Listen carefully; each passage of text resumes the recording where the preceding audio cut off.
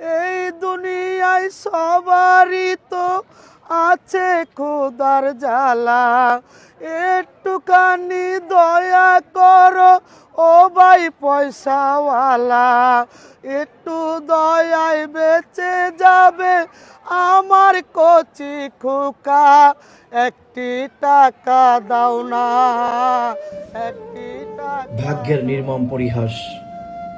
এক সময়ের কোটিপতি লিটন আজ থালা হাতে নিয়ে রাস্তায় হাঁটেন, মানুষের দিকে তাকিয়ে নীরবে হাত বাড়ান।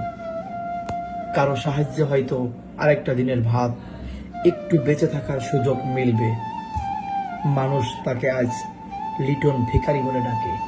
যদি কর্ম করতে পারতাম তাহলে হয়তো গান গাওয়া আমার ইচ্ছাও নাই, মানে না পাইলে আমার করতে হয়।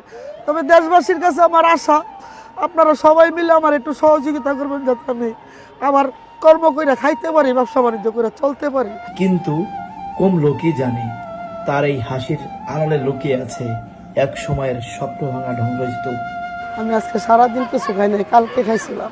কালকে খাইছেন? কালকে রাত্রে খাইছি। ইসরে, কিভাবে এই না খেয়ে থাকেন কিভাবে আপনি? কর্ম করতে পারি না, এখন মনে করেন কি করব। কর্ম করতে পারলে সেন আপনি নিজের টাকা থাকলে যখন তখন খাওয়া যায়, নিজের কাছে যদি টাকা পয়সা না থাকে তাহলে আল্লাহর বান্দাদের কাছে চাওয়া ছাড়া আর কোনো উপায় আছে? একদিন মাটির ভিতরে হবে ঘর রে মন আমার, কেন বান্দ দালান ঘর রে মন আমার, কেন বান্দ দালান ঘর।